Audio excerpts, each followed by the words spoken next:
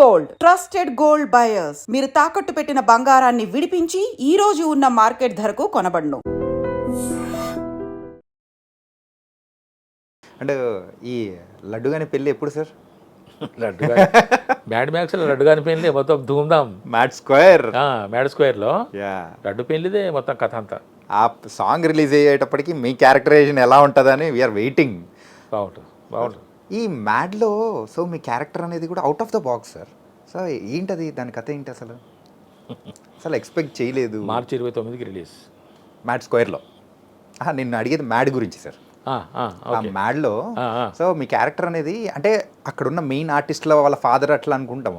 అయితే కానీ ఇది అవుట్ ఆఫ్ ద బాక్స్ వచ్చేసి ఇది చిన్న అతుకు, ఇది ఒక చిన్న ప్యాచ్. ఇది ఎలాగంటే కళ్యాణ్ శంకర్ గారు డైరెక్టర్ గారికి ఆ డీజే టిల్లులో నా పర్ఫార్మెన్స్ చూసి, నా యొక్క కామెడీ చూసి ఆయనకు బాగా నచ్చి ఈ సినిమా మ్యాడ్ ఆయన పట్టాల మీదకి ఎక్కించింది. అప్పటికే అబ్బా నాకు ఈ సారథి ఒక ఉంటే బాగుంటుండే కదా అని చెప్పేసి ఆ పాత్ర లేకపోయినా కూడా లడ్డు కానీ ఫాదర్ పాత్ర క్రియేట్ చేసి దాన్ని నన్ను చూపించాడు.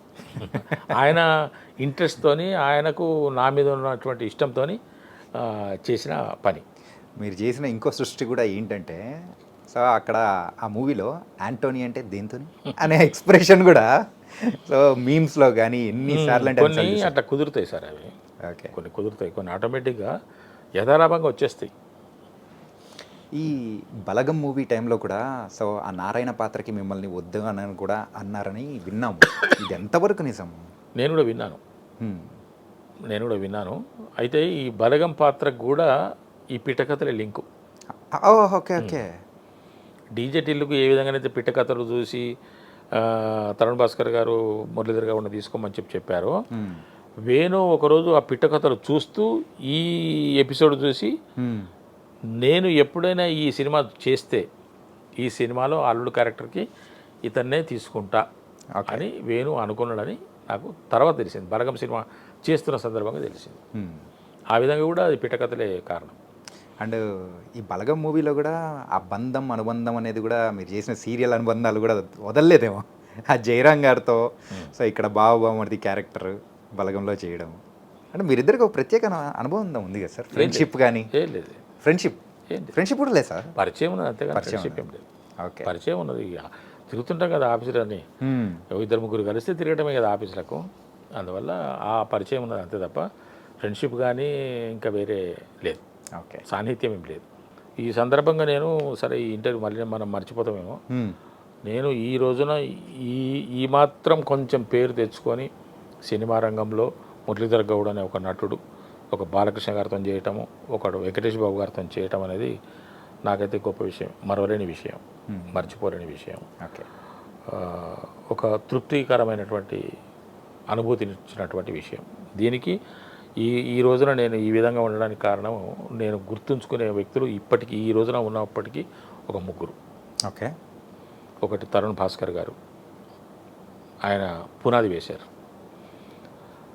బలగం సినిమాలో వేణుకు ఎందుకో నా మీద నమ్మకం.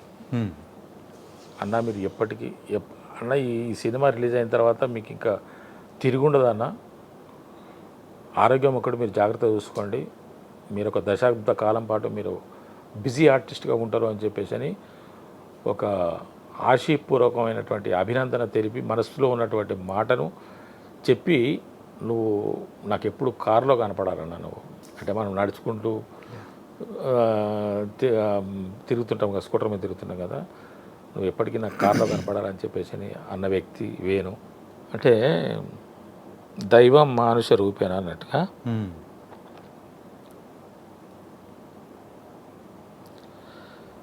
ఒక మనిషి ఎదుగుదలకు కొంతమంది కారణభూతులవుతారు.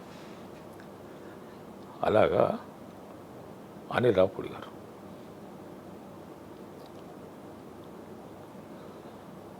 ఎందుకో. కానీ అనిల్ గారి పేరు చెప్తున్న టైంలో కూడా ఎమోషనల్ అవుతున్నారు, అది ఎందుకో ఏంటో. అసలు మీ లైఫ్లో 3 ఇంపార్టెంట్ అని చెప్పేసి ఆ 3 గురించి చెప్పారు, కానీ అనిల్ రావుపూడి గారి పేరు వచ్చినప్పుడు మాత్రం చాలా ఎమోషనల్ అయిపోయారు. ఇప్పటికీ ఆ కంటి తడి అనేది కూడా ఉంది. సో ఎన్ని టిష్యూస్ ఇచ్చినా కానీ అది సరిపోదు అన్నట్టు కూడా ఇంకా ఈ ముగ్గురికి నేను రుణపడే ఉన్నా. యా అంటే ఎవరి చేయూతను ఏ విధంగా అందించాలో ఆ విధంగా అందించారు కాబట్టి నేను వాళ్ళని ఎప్పుడు జ్ఞాపకం ఉంచుకునేటువంటి బాధ్యత నా మీద ఉన్నది. నేను మర్చిపోలేని వ్యక్తులు ఇంతవరకు. భవిష్యత్తులో ఇంకెంతమంది దైవం లాగా వస్తారో నాకు తెలియదు, ఇంకెంతమంది నన్ను ఇంకే విధంగా నన్ను ఉన్నత స్థితికి తీసుకెళ్తారో తెలియదు. ఇప్పుడున్న దాంట్లో తరుణ్ భాస్కర్ గారు, నా తమ్ముడు వేణు గారు, అనిల్ రావుపూడి గారు. ఒకరు ఫౌండేషన్ వేసినట్టు మీ కెరియర్కి, ఇంకొకరైతే ఆ గోడలు కట్టినట్టు, ఇంకొకరైతే కప్పుతో మొత్తం ఒక ఇంటిని కంప్లీట్ చేసినట్టు చేశారు. Nice sir. వీళ్ళందరూ వయసులో చిన్నవాళ్ళు అంతే. కానీ మీరు ఏ క్యారెక్టర్ చేసినా కానీ దానికి తగ్గ న్యాయం అనేది కూడా చేస్తూ, అంటే మురళీధర్ గౌడ్ అంటే ఇప్పటికీ ప్రత్యేకంగా అందరూ ప్రేక్షకుల మనసులో నిలిచిపోయే క్యారెక్టర్స్ చేస్తూ ఉన్నారు. It was very very nice. నా అదృష్టం అది. నాకు ఇంకా మంచి పాత్రలు దొరకాలి, నేను ఇంకా మంచి ప్రతిభావంతంగా క్యారెక్టర్స్ పోషించి ప్రేక్షకుల అభిమానాన్ని చూరగొనాలని, వాళ్ళ యొక్క అభినందనలు అందుకోవాలనేటువంటి తాపత్రయంలో ఉన్నా. ఖచ్చితంగా మంచి క్యారెక్టర్స్ రావాలి, ఒక బలమైనటువంటి పర్ఫార్మెన్స్ చేయాలనేటువంటి ఆలోచన ఉన్నది నాకు. ఈ క్యారెక్టర్స్ అన్నీ ఓకే సార్, అంతా బాగుంది. అండ్ రీసెంట్గా రిలీజ్ అయిన శివరపల్లి వెబ్ సిరీస్, పంచాయతీ అనే వెబ్ సిరీస్ అమెజాన్ దానిలోకే తోపు ఇప్పటికీ ఇప్పటికీ ఎవరైనా కానీ కదిలిచ్చినా కానీ నంబర్ 5 ఉన్నది, టాప్ 10 నంబర్ 5 ఉన్నది. శివరపల్లి అనేది మన తెలుగులో చేసి సో మంచి అప్రిసియేషన్. ఆ సర్పంచ్ క్యారెక్టర్, పెద్ద సర్పంచ్ మిట్ట సుధాకర్ అద్దరు కొట్టేశారు రిజల్గా. అంటే చాలా మందికి కూడా డౌట్లు ఉంటాయి, ఈవెన్ వాళ్ళకు కూడా ఏమన్నా ఏంటంటే ఆ పంచాయత్ సిరీస్ అది కూడా ఈవెన్ రాగ్మయ్యతో నేను ఇంటర్వ్యూ చేసేటప్పుడు కూడా అన్నాడు అదొక క్లాసిక్, దాన్ని టచ్ చేయాలన్నా కానీ ఒక నిమిషం భయం అనిపించింది. కానీ అండ్ దాని తర్వాత తమిళ్లో కూడా తీశారు. తమిళ్లో వాళ్ళు అనుకున్నంత అప్రిసియేషన్ అనేది తమిళ తర్వాత తెలుగు. అవునా? ఓకే. అప్రిసియేషన్ అనేది కూడా అక్కడి నుంచి రాలేకపోయింది. కానీ తెలుగులోకి వచ్చేటప్పటికి మాత్రం కొంచెం అనిపించింది. అయినా కానీ ఇక్కడున్న నేటివిటీకి తగ్గట్టు పర్ఫెక్ట్ న్యాయం చేసేసారని చెప్పేసి నిజంగా మేము కూడా చాలా బాగా ఎంటర్టైన్ అయ్యాం సార్. అంతగా ఇదంతా మీ పక్క. ఓకే. మీరు అంటే అంటే ఆ యొక్క ప్రేక్షకుల పక్క, వ్యూవర్స్ పక్క. మేము నా వైపుకి వస్తే ఈ సినిమా సార్ పంచాయతీ అని ఒక డిఓపి గారు నాకు ఫోన్ చేశారు. ఇప్పుడు కాదు, లాంగ్ బ్యాక్. ఓకే సార్, ఒక పంచాయతీ అని ఒక వెబ్ సిరీస్ ఉన్న సార్ హిందీలో, మీరు ఒకసారి చూడండి. దాంట్లో ఒక సర్పంచ్ క్యారెక్టర్ ఉంటుంది. యాక్చువల్గా సర్పంచ్ లేడీ, కానీ ఆమె భర్తనే సర్పంచ్గా ట్రీట్ అవుతుంటాడు. ఆయనే పూర్తిగా నడిపిస్తుంటాడు వ్యవహారం అంతా. ఆ క్యారెక్టర్కి మిమ్మల్ని అనుకుంటున్నాము, మీరే నాకు కావాలని నాకు అనిపించింది. డైరెక్టర్ ఏమో ఫలానా ఆయన యూఎస్లో ఉంటాడు. ఇది టాక్స్ జరుగుతున్నాయి. ఈ ప్రాజెక్ట్ కనుక మన చేతికి వస్తే డైరెక్టర్ గారు వస్తారు, అప్పుడు ఫుల్ డీటెయిల్స్ మాట్లాడుకుందాము. జస్ట్ మీకు నేను హింట్ ఇస్తున్నాను, మీరు ఒకసారి ఆ వెబ్ సిరీస్ చూడండి, ఆ సర్పంచ్ క్యారెక్టర్ను మీరు ఒకసారి గమనించండి, పరిశీలించండి అన్నాను. సరే సార్ అన్నాను. ఆన్ చేసి చూసిన పంచాయత్ అని చెప్పేసి అని వచ్చింది. ఆ సర్పంచ్ క్యారెక్టరు ఫస్ట్ ఉప సర్పంచ్ అతను అది మాట్లాడుకోవటము ఉన్నది. సర్పంచ్ కోసం చేస్తుంటే సర్పంచ్ అటు నుంచి రావడము, సర్పంచ్ సాబ్ వస్తున్నాడు అని చెప్పేసి అని అక్కడ కనపడగానే నా ఆపేసిన. అదేంటి చూడదలుచుకోలేదు నేను. ఓకే. ఎందుకంటే ఆ ఇంపాక్ట్ నా మీద ఉంటుందేమో, మనంగానే చేయాలి. తెలుగులో చేస్తున్నాం కదా, వేరే భాషలో చేస్తున్నామంటేనేమో వెతుక్కోవాలి. నా భాషలో నేను చేయటానికి, ఒక క్యారెక్టర్ చేయటానికి నాకు దాంట్లో ఇబ్బంది ఉండదు. పైగా అది కనుక చూస్తే అతను ఆ రోజున ఎలా చేశాడు అని చెప్పేసినటువంటి ఒక ఆలోచన నాకు వస్తుందేమో, నా ఒరిజినాలిటీ మిస్ అవుతానేమో అని ఒక భయం వేసింది నాకు. కాబట్టి దాన్ని అక్కడే ఆయన చూడగానే ఆపేసాను. ఇంకా ఈ ప్రోగ్రామ్ మీరు నుంచి షిఫ్ట్ అయిపోయింది. అది ఉత్తరాంధ్రకి వెళ్ళిపోయింది ఆ project. Okay. Back drop Telangana కాకుండా ఉత్తరాంధ్రకి వెళ్ళిపోయింది. ఉత్తరాంధ్రకి వెళ్ళిపోయి వాళ్ళు అక్కడ వెతుకోవడము చేసుకోవడం జరిగింది. నా మిత్రుడికి ఒకరికి సర్పంచ్ క్యారెక్టర్ అని అనుకున్నారు. ఆ మిత్రుడు నాకు ఫోన్ చేసి మేము మాట్లాడుకున్న సందర్భంలో ఏం చేస్తున్నారు అంటే, నేను అన్న ఇట్లా పంచాయతీ తెలుగులో చేస్తున్నారు, నేను చేస్తున్నాను సర్పంచ్. అదేంటి నాకు అది చెప్పింది అంటే తెలంగాణలో చెప్తే నీకు చెప్పారు, ఉత్తరాంధ్రలో నాకు చెప్పారని ఆయన అన్నాడు. సర్లే పోన్లే అయితే ప్రాజెక్ట్ అటు షిఫ్ట్ అయినట్టున్నది అని అనుకున్నాను. ఆ తర్వాత మళ్ళీ అది ఇటు వచ్చేసింది. ఇటు వచ్చి ఇక్కడ ఇంకో 2-3 దర్శకులు మారినట్టున్నారు. చివరికి ఇది మారు భాస్కర్ దగ్గరికి వచ్చిన తర్వాత వాళ్ళు నాకు కాల్ చేశారు. ఓకే. కాల్ చేసి ఇట్లా సర్పంచ్ క్యారెక్టర్ సార్ ఇట్లా అని అంటే, అదేంటంటే నాకు వేరే వాళ్ళుగా చెప్పింది అని అంటే ఇట్లా జరిగిందని తెలిసి నేను ఎక్కడ కూడా తొట్టుపాటు పడలేదు. ఇప్పుడు ఆ శివరపల్లి మిమ్మల్ని ఎంత ఆకట్టుకుంటుందో, మిమ్మల్ని ఎంతగా ఆనందింపజేస్తుందో నాకు తెలియదు, కానీ నేను మాత్రం ఆ శివరపల్లిలో సర్పంచ్ క్యారెక్టర్ చేయడానికి ఎటువంటి తొట్టుపాటు పడలేదు. నాకు ఎటువంటి దాని మీద ఆలోచన కూడా లేదు నాకు. ఓకే. నా దూరంలో నేను చేసుకుంటూ వెళ్ళిపోయాను. సర్పంచ్ అంటే ఇలాగ ఉండాలి, ఇది నాకు అర్థమైన విషయమే అని చెప్పేసి చేసుకుంటూ వెళ్ళిపోయాను. కానీ చాలామంది దాన్ని చాలా అప్రిషియేట్ చేస్తున్నారు. చాలా అప్రిషియేట్ సార్. మంచి కాఫీ తాగుతున్నాం కాబట్టి ఓకే, కాఫీనేనా లేకపోతే మందలవట్లేదా సార్? కళ్ళు ఎప్పుడో ఒకసారి మా ఊరికి వెళ్తే కూడా నేను కళ్ళు తెప్పించుకొని తాగుతాను. అంటే మేము గౌడ్స్ కదా, ఇక అంతా మన వాళ్ళే ఉంటారు కాబట్టి తెమ్మంటే 1 గ్లాసు 2 గ్లాసులు అంతే. ఎప్పుడైనా అవుట్డోర్ షూటింగ్కి వెళ్తే కూడా నేను ఎక్కువ మన వాళ్ళందరూ మందల మీద కూర్చొని తాగుతుంటే నేను కళ్ళుకు ప్రిఫర్ చేస్తాను. ఓకే. దొరికితే ఒకసారి కళ్ళు నీరను తెప్పించండి తాగుతానంటాను. ఆ విధంగా అంతే తప్ప నాకు అలవాట్లేదు. ఓకే. ఓకే. ఎందుకంటే యూజువల్గా ఇక్కడున్న నార్మల్ ట్రెడిషన్ ప్రకారము సో అలవాటు అనేది కూడా ఉంటుందేమో అని చెప్పి అప్పుడప్పుడు అనిపిస్తుంది చేసుకుందాం మనం కూడా అలవాటు అని. కానీ మరి ఈ సిగరెట్ అలవాటు కూడా నాకు ఒకప్పుడు కాల్చేవాడిని అప్పుడప్పుడు. ఇప్పుడు లేదు, అది కూడా లేదు. ఇప్పుడు ఎప్పుడైనా సినిమాకు సందర్భించి అవసరం పడితే ఒక బీటో సిగరెట్ కాల్చారు సార్ అంటే కాలుస్తారు. ఓకే. మరి దావత్ అంటే ఏం చేసుకుంటారు సార్? అది కూడా లేదు నాకు. మాంసాహారం తక్కువ, అస్సలు దాదాపు అవాయిడ్ చేసేసింది దాన్ని. ఎప్పుడో ఒకసారి అంతే, ఇష్టం కూడా ఉండదు నాకు తినాలని. ఓకే. అండ్ శివరపల్లిలో మీరు చేసిన క్యారెక్టరైజేషన్ కొంచెం సెటిల్డ్గా అట్లా అనిపిస్తుంది, కాకపోతే ఇంకా కొంచెం ఎక్స్పెక్ట్ చేయొచ్చేమో అని కూడా అనిపిస్తుంది. ఉండే అవకాశం ఉండే, కానీ వాళ్ళు కొన్ని లిమిటేషన్స్ పెట్టారు. ఓకే.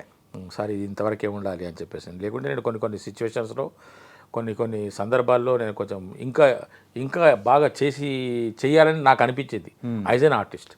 కానీ ఆ డైరెక్టర్ గారు వాళ్ళకు ఉన్నటువంటి పరిధుల్లో మరి కొంచెం ఇది ఇంతనే ఉండాలి సార్ అని చెప్పేసి అనడం. సెకండ్ సీజన్ ఉన్నదిగా చూసుకుందాం, అప్పుడు చూసుకుందాం. అక్కడ మాత్రం లిమిటేషన్స్ ఏమి ఉండవు అని అడుగుదాం అనుకుంటున్నాను. ఎందుకంటే మన నేటివిటీ వేరు. ఇప్పుడు అది హిందీ, అక్కడ నేటివిటీ వేరు, వాళ్ళ ఆచారాలు వేరు, వాళ్ళ యొక్క వ్యవహారాలు వేరు. తెలుగులో మనకు తగ్గట్టుగా మనం చేసుకోవాలి. సిచ్యువేషన్ అదే ఉంటుంది, కంటెంట్ అదే ఉంటుంది, విషయం అంతా అదే ఉంటుంది, కానీ చెప్పుకునే విధానంలో మనం తేడా చూపించవచ్చు కదా. కాబట్టి ఆ విధంగా చేద్దామని నాకు అనిపిస్తున్నది. అడుగుతాను డైరెక్టర్ గారిని, మరి ఏమంటారు చూద్దాం. సార్ మీ ఆన్ స్క్రీన్ పేరు మాత్రం బాగుంది సార్, మీరు రూప గారు. ఓకే. అంటే హిట్ పేరు లాగా అట్లా సెట్ అయిపోయారు సార్ అనుకుంటున్నారు. యా. అండ్ ఇంకా నెక్స్ట్ రాబోతున్న మూవీస్ ఏంటి సార్? ఇప్పుడు నేను కంప్లీట్ చేసిన సినిమాలో ఒక 5-6 సినిమాలు కంప్లీట్ చేస్తున్నాను. రేపు మార్చిలో 2 సినిమాలు రిలీజ్ అవుతున్నాయి, ఏప్రిల్లో ఇంకా 2 సినిమాలు రిలీజ్ అవుతున్నాయి. కొత్తగా 2 సినిమాలు మొన్న చేశాను, అవి కంప్లీట్ అయినాయి, కానీ అంటే ఇంకా పూర్తి దశలో కాలేదు. ఓకే. ఇప్పుడు నేను చెప్పిన 6-7 సినిమాలు ఫస్ట్ కాపీ రెడీ అయినాయి, రెడీ టు రిలీజ్. 2 సినిమాలు మొన్ననే కంప్లీట్ చేశాను. ఇప్పుడు ఒక 3 సినిమాలు ఈ నెలాఖరులో, ఒకటి నెక్స్ట్ మంత్లో 2 స్టార్ట్ అవుతున్నాయి. తర్వాత ఒక వెబ్ సిరీస్ కూడా మార్చిలో ఉంటుంది. మార్చిలో డేట్ కుదరకపోతే ఏప్రిల్లో. కానీ ఈ అన్ని మూవీస్లలో కల్లా అందరూ ప్రేక్షకులు మీ క్యారెక్టర్ కోసం సపరేట్గా వెయిట్ చేస్తున్నది మ్యాడ్ స్క్వేర్. దాంట్లో డెఫినెట్గా వాళ్ళ కోరిక, వాళ్ళ యొక్క ఏదైతే ఎగ్జైట్మెంట్ ఉందో 100% ఫుల్ఫిల్ అవుతుంది. 100% అవుతుంది. అడ్వాన్స్గా చెప్తున్నాను. అంటే చెప్పుకోకూడదేమో కానీ ఇది వేరే ఆలోచనతో చెప్పట్లేదు. ఇంకొక సూపర్ డూపర్ హిట్ సినిమా అది. ఓకే. Mad max. ముందు మ్యాడ్ మ్యాక్స్, ఇప్పుడు మ్యాడ్ స్క్వేర్. ఓ మ్యాడ్ మ్యాక్స్ కాస్త ఫస్ట్ మ్యాడ్ మ్యాక్స్ అనుకున్నాం, మ్యాక్సిమం మ్యాడ్ అనుకున్నారు. దాంట్లో సునీల్ గారి క్యారెక్టర్ పేరు మ్యాక్స్ అయిపోయింది, అందువల్ల దాన్ని మార్చేసి సునీల్ మ్యాడ్ స్క్వేర్ అని పెట్టారు. పైగా మాది టిల్లు స్క్వేర్ ఉంది కదా, ఇది కూడా సేమ్ ప్రొడక్షన్ కదా, సితారా ఎంటర్టైన్మెంట్స్, కాబట్టి దీనికి మ్యాడ్ స్క్వేర్ అని పెట్టారు. ఓకే. సునీల్ గారి పేరు దాంట్లో మ్యాక్స్. ఓకే. ఓకే. సునీల్ గారు నా కాంబినేషన్లో మీకు మంచి కామెడీ సీన్స్ ఉంటాయి. మొత్తం చెప్తుంటే నాకు నవ్వొస్తున్నది కాబట్టి నేను అడ్వాన్స్గా చెప్పాను. అంటే నా మనసు చెప్తున్నది ఏంటంటే 1 more super duper hit cinema in my list. అంటే సార్ మీరు ఇందాక మాట్లాడేటప్పుడు కూడా ఒకటి అన్నారు ఏంటంటే ఒక బలమైన క్యారెక్టర్ ఎస్ చెయ్యాలని కోరిక అని అంటే బలమైన క్యారెక్టర్ అంటే ఈ కైండ్ ఆఫ్ అంటే ఒక పర్ఫార్మెన్స్ చేయడానికి స్కోప్ ఉన్నటువంటి క్యారెక్టర్, పర్ఫార్మెన్స్ ఆల్ ఎమోషన్స్ అన్నీ, అంటే ఒక పాత్రలో అన్ని రకాల హావభావాలు, అన్ని రకాల అనుభూతులు వచ్చే విధంగా. ఓకే అంటే నాకు ఇదైతే నేను అత్యాశ అని చెప్పుకోవాలి, ఎందుకంటే నా స్వార్థం కోసం. అంటే ఒక మనిషి యొక్క జీవితం స్టార్ట్ అయినప్పటి నుంచి వాడు కాటికి వెళ్ళేంత వరకు ఒక క్యారెక్టర్ ఉంటే ఆ విధంగా నేను అన్ని సంతోషాలు, విషాదాలు, దాని ఏమంటారంటే కోపాలు, ఇవన్నీ ఆవేశాలు, ఇవన్నీ చూపించుకోవచ్చు అని నా ఆలోచన. ఓకే అటువంటి క్యారెక్టర్ చేయాలని ఉన్నాయి కొన్ని సినిమాలు, కొంతమంది చేసినవి ఉన్నాయి కదా, అటువంటి క్యారెక్టర్స్ మనం చేయాలి. తొందరలో వచ్చేస్తుందేమో. వస్తే సంతోషమే. నాకు అదొక్కటి చాలు సార్. నేను ఎన్నో సినిమాలు చేయాలనే కోరిక కూడా నాకు లేదు. పరిపూర్ణమైనటువంటి నటుడిగా, ప్రతిభావంతుడైనటువంటి నటుడిగా అంటే నా కోరిక. అంటే ఒక డైరెక్టర్ని సాటిస్ఫై చేస్తే ప్రపంచాన్ని సాటిస్ఫై చేసినట్టే. కాంప్రమైజ్ కాకుండా డైరెక్టరు, కన్విన్స్ కాకుండా డైరెక్టరు, ఆయన అనుకున్నది అనుకున్నట్టుగా వచ్చేంత వరకు వదిలిపెట్టకుండా చేయించుకునే డైరెక్టర్ను సాటిస్ఫై చేయాలనే కోరిక నాకున్నది. వస్తుంది సార్. ఎందుకంటే అంత పాత్ర పోషణ ఆ విధంగా ఉండాలి, పాత్ర శైలి ఆ విధంగా ఉండాలి. ఆ పాత్రను చూస్తే అందరూ ఆహా అనుకోవాలి. ఇవన్నీ ఆహా అని ఎట్లయితే మీరు అన్నారో మీ క్యారెక్టర్ కదా, సో అలా మేము కూడా వెయిటింగ్ సార్. Thank you. రావాలని కూడా కోరుకుంటున్నాము. Thank you sir. Before closing మన ఇంటర్వ్యూ, సో ఇంకా 2-3 క్వశ్చన్స్ ఉన్నాయి. సో ఫస్ట్ ఫ్లైట్ ఎక్కింది ఎప్పుడు సార్? ఫస్ట్ ఫ్లైట్ ఎక్కింది, దానికి కూడా ఒక చిన్న కథ చెప్తా. ఆ స్టోరీ చాలా ఇంట్రెస్టింగ్ ఉంటుంది. అంటే నేను నా జీవితంలో నేను విమానం ఎక్కగలనా నో అనుకున్నా. విమానం మనం ఎందుకు ఎక్కుతాం, విమానం ఎక్కే స్థాయి కానీ స్తోమత కానీ అవసరం కానీ మనకేముంటుంది అని అనుకుని చూసేవాడిని. ఒకరోజు మేము శ్రీశైలం వెళ్ళాం మా ఫ్యామిలీ. ఓకే. నేను, నా భార్య, నా పిల్లలు. పిల్లలు పడుకున్నారు. మా బంధువులు ఇంకా వేరే వాళ్ళు కూడా అక్కడ కలిశారు. వాళ్ళు ఉన్నారని చెప్పేసి అని అప్పుడు రోప్ వే కనిపించింది నాకు. రోప్ వే, ఈ దారి నుంచి ఆ దారికి రోప్ వే. సరే, ఎట్లాగో మనం విమానం ఎక్కాము, గాలిలోనైతే ప్రయాణం చేయలేము. ఇది కూడా గాలిలోనే కదా పోయేది, భూమి మీదనైతే లేదు అది. ఈ పక్క నుంచి ఆ పక్క దాకా విమానమే, ఇదే విమానం అనుకుందాం అని చెప్పేసి అని రోప్ వేలో వెళ్ళాను సార్. నేను నిజంగా విమానం ఎక్కుతాను నేను అనుకోలేదు. ఎక్కాలని కోరిక ఉంటుందిలే కానీ విమానం ఎక్కలేనని అనుకుని అట్లా రోప్ వే మీద ప్రయాణం చేశాను నేను, నా భార్య. ఆ చివరికి వెళ్ళి ఈ చివరికి వచ్చినాం. ఓకే. అయితే విమాన ప్రయాణం ఎప్పుడు జరిగింది అని అంటే మా తమ్ముడి కొడుకు పెళ్ళి రాజస్థాన్లో జరిగింది. అప్పుడు వెళ్ళటం ట్రైన్లో వెళ్ళి తిరిగి వచ్చినప్పుడు ఫ్లైట్లో వచ్చినాం. ఓకే. సో ఒక డిఫరెంట్ ఎక్స్పీరియన్స్.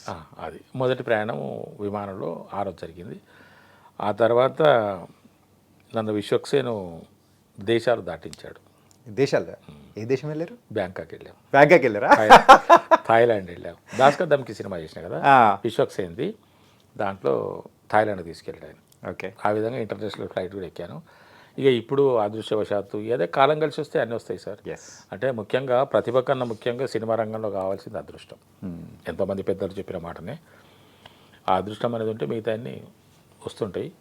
ప్రతిభను మనం కాపాడుకోవాలి, మన ప్రవర్తన మంచిగా చూసుకోవాలి, కొంచెం సచ్చీలతతో ఉండాలి, అందరితో ఒళ్ళు దగ్గర పెట్టుకొని ఉండాలి. ఇవన్నీ ఉంటే మనకు దారి ఇంకా కొంచెం ముందుకు నడవచ్చు.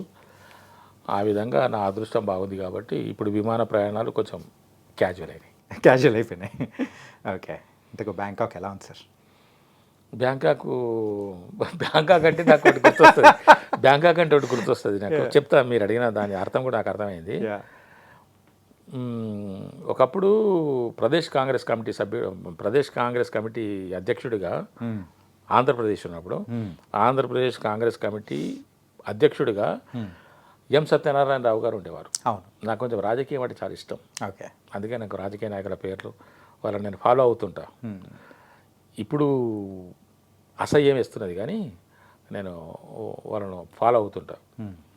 ఆయన ఒకసారి ఢిల్లీ పోయాడు. ఓకే. హైకమాండ్ కలవడానికి. అంతవరకు తెలుసు. అప్పుడు ఇవన్నీ సోషల్ మీడియాలు లేవు కదా, ఈ ఫోన్లు లేవు, ఈ మీడియాలు లేవు. అప్పుడు దూరదర్శన్ ఉండేనో లేదో కూడా తెలియదు. ఆకాశవాణి ప్రాంతీయ వార్తలు అంటేనే వినాలి మనం. ఇంకోటి విషయం చెప్పాను, నీకు ఆల్ ఇండియా రేడియో ఆర్టిస్ట్ని కూడా నేను. అవునా? బి గ్రేడ్ ఆర్టిస్ట్ని. ఓకే. నేను ఆల్ ఇండియా రేడియో డ్రామా రికార్డింగ్స్లో ఉంటాను నేను. దూరదర్శన్లో సీరియల్స్ చేశారు అట్లా తెలుసు కానీ బట్ ఆల్ ఇండియా రేడియో అనేది ఆల్ మాత్రం ఇండియా తెలియదు రేడియో ఆర్టిస్ట్ని నేను, బి గ్రేడ్ ఆర్టిస్ట్ని. ఓకే. బి గ్రేడ్ ఆర్టిస్ట్ని. దాంట్లో కూడా నాకు ఒక మిగిలిపోయిన కోరిక ఒకటి ఉన్నది. ఇప్పుడు నాకు అది ఎందుకు గుర్తొచ్చిందంటే ఆకాశవాణి ప్రాంతీయ వార్తల్లో వినటం అని చెప్పేసానంటే అది గుర్తొచ్చింది నాకు. ఓకే, అనౌన్సర్గానా ఏంటి? నో నాకు ఆకాశవాణిలో ప్రాంతీయ వార్తలు చదవాలని కోరిక బలంగా ఉంది. పోయి అడిగిన నేను.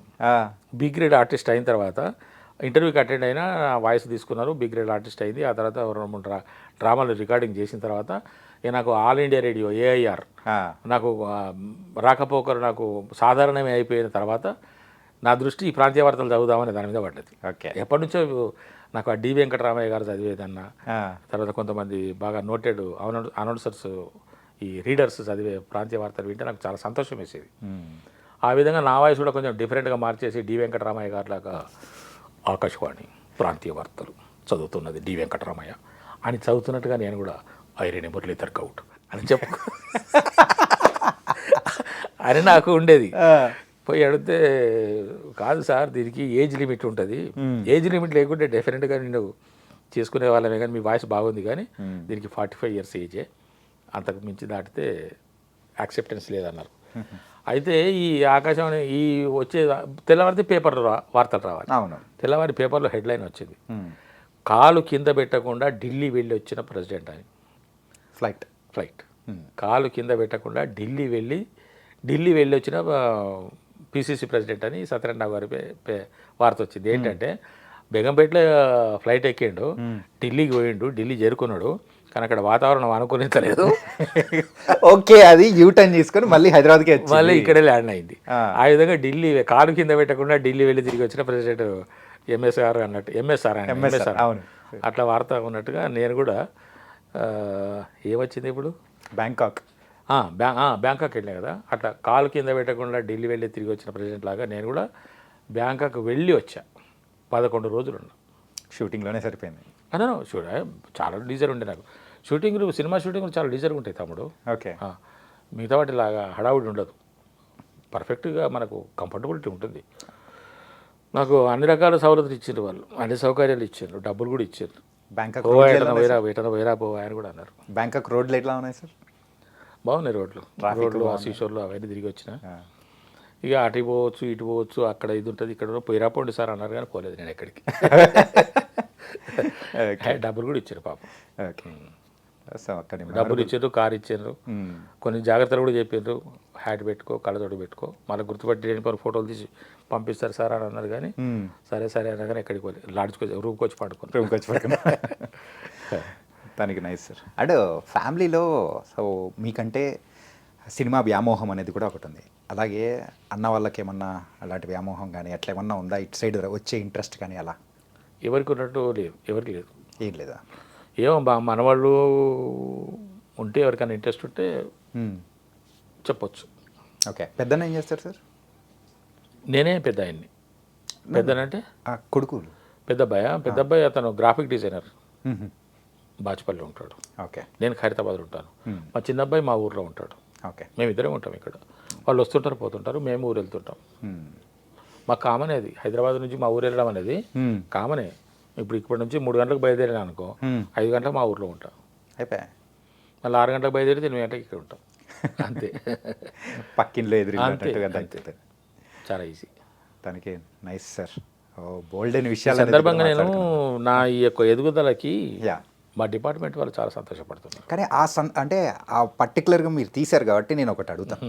ఏంటంటే మీ రిటైర్మెంట్ టైంలో కూడా సో ఆ రిటైర్ అవుతున్న సందర్భంలో సో మీ హెడ్ ఎవరైతే ఉంటారో సో అది రాసేటప్పుడు కూడా ఐ డోంట్ నో కరెక్ట్ మీ గురించి కూడా ఈ యొక్క ఎంప్లాయ్ అనేది కూడా సంస్థకు ఒక అసెట్ లాంటి వాళ్ళు అని చెప్పేసి రాశారని కూడా విన్నాను. అది ఎక్కడ జరిగిందంటే, నేను డివిజన్ ఆఫీస్లో పనిచేస్తున్నప్పుడు అడ్మినిస్ట్రేషన్ సెక్షన్లో పనిచేస్తున్నప్పుడు మాకు క్యాజువల్ ఎవ్రీ ఇయర్ మాకు కాన్ఫిడెన్షియల్ రిపోర్ట్స్, మునుపు కాన్ఫిడెన్షియల్ రిపోర్ట్స్ అనేవాళ్ళు, సిఆర్స్.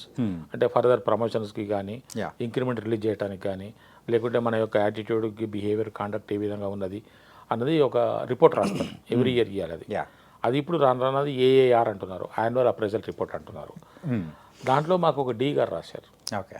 డి గారు రాశారు, he's an asset to the administration section, very good worker, hard worker అని చెప్పి రాశాడు.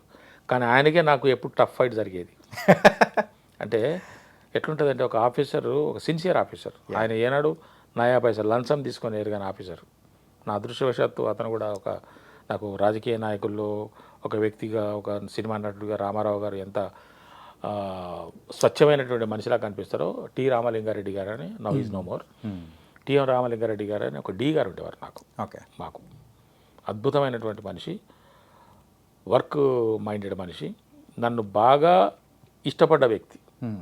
బయట అందరికి చూస్తే నా మీద ఉరుమురిమినట్టు ఉండేవాడు, వీడిని ఇప్పుడే సస్పెండ్ చేస్తాడు, ఇప్పుడే ట్రాన్స్ఫర్ చేస్తాడు అని అందరూ అనుకునేలాగా ప్రవర్తించేవాడు. కానీ వెన్నలాంటి మనసుతో నన్ను బాగా చేరదీసి, నేనంటే బహు ఇష్టపడ్డవాడు రామలింగారెడ్డి గారు. ఆయన ఆ విధంగా రాశాడు. ఆ తర్వాత సిఆర్స్ ఎప్పుడు అడిగినా కూడా, ఎవరు అడిగినా కూడా గుడ్ వర్కర్, హార్డ్ వర్కర్ అని రాశారు. అసెట్ అని రాసింది మాత్రం డి గారు ఒకరే. మిగతా వాళ్ళందరూ good worker, hard worker, nice అనే రాసేవాళ్ళు. అంటే స్పెసిఫిక్గా ఇటువంటి పర్టికులర్గా ఏమన్నా మెన్షన్ చేస్తే దాని కింద రిమార్క్స్లో కూడా దాన్ని జస్టిఫై చేయాలి. ఎందుకు ఆ విధంగా చెప్పాను, పార్షాలిటీ చూపిస్తున్నాడా, లేకుంటే నీకేమన్నా నచ్చినవాడా, లేకుంటే నీకేమన్నా తొత్త అనేటువంటివి ఉంటాయి కదా, కొంతమంది చేస్తారు కదా అలాగా.